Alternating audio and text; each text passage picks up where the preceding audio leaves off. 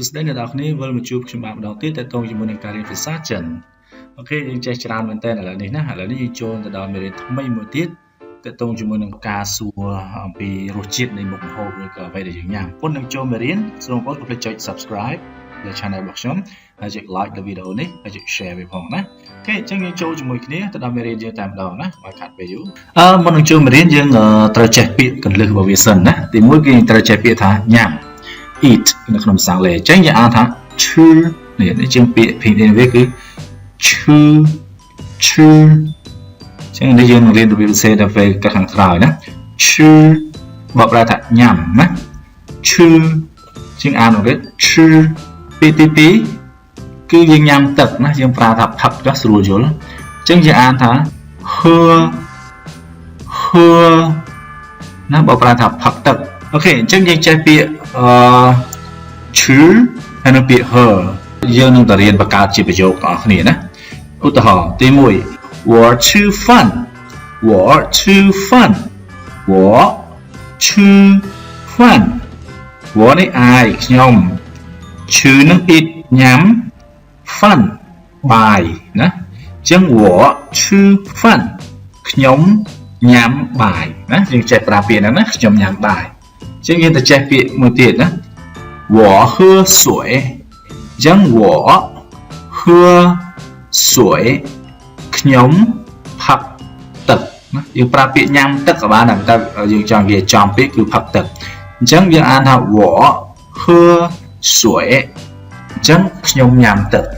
ខ្ញុំញ៉ាំបាយខ្ញុំញ៉ាំទឹកអញ្ចឹងយើងចង់សួរថាតើការញ៉ាំរបស់គាត់នោះឆ្ងាញ់ឬអត់ណាអញ្ចឹងយើងទៅរៀនពាក្យសួរថាឆ្ងាញ់ឬអត់ហ្នឹងយើងនិយាយថាម៉េចចើទៅជាមួយគ្នាណាអញ្ចឹង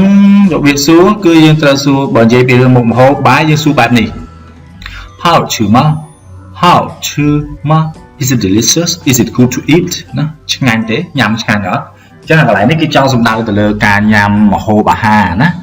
អញ្ចឹងយើងប្រើពាក្យឈឺបើប្រែថាញ៉ាំហើយ how បើប្រែថា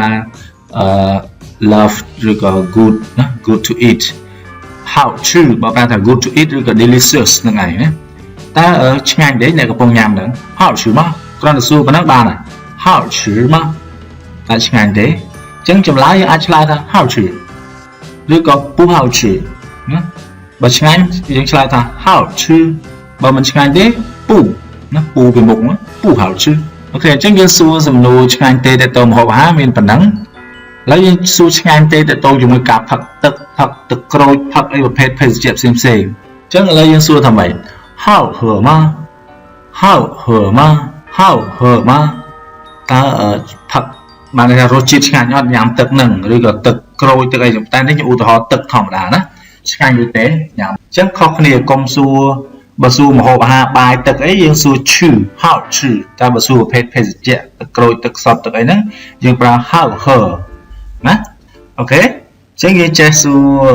ឆ្ងាញ់ឬទេហើយណាអញ្ចឹងចាប់ពីពេលទៅពេលឃើញគេញ៉ាំអីសួរគេឆ្ងាញ់អត់ណាអូខេអញ្ចឹងឥឡូវយើងចូលទៅរៀនពាក្យថ្មីរបស់យើងទាំងអស់គ្នារបៀបសរសេររបស់យើងណា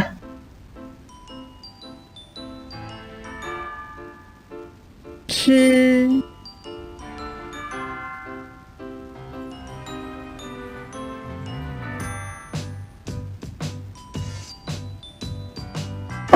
喝水